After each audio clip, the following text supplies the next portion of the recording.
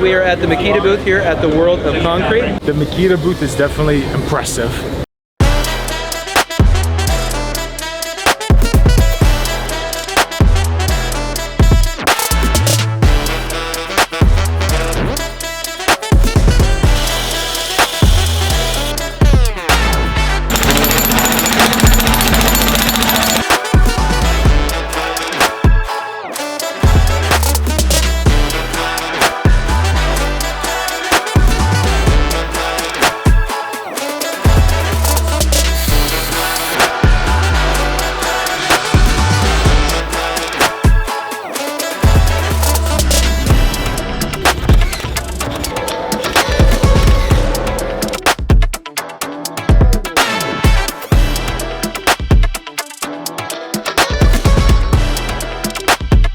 Positioning of it was awesome, and the amount of people and traffic that we were seeing here was crazy.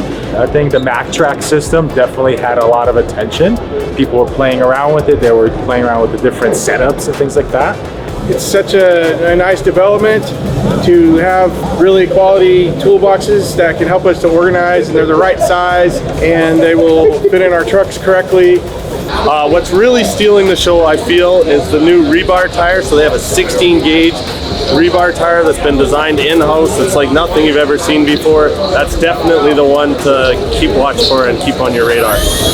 Hey guys, Marianne here, the Lady Plumber down at Makita at World of Concrete 2025, and I was just trying out some of the circ saws. I got the 10.5 and 7.25 40 bolt, and they are sick. So much power, and I'm really impressed. Gonna have to definitely get some for myself. One thing that you can tell that differentiates it from everybody else is the refined nature of their tools. They're not just slapping a Makita sticker on a tool and throwing it on the market. You can see it in the reciprocating saw, the difference it is from the competition.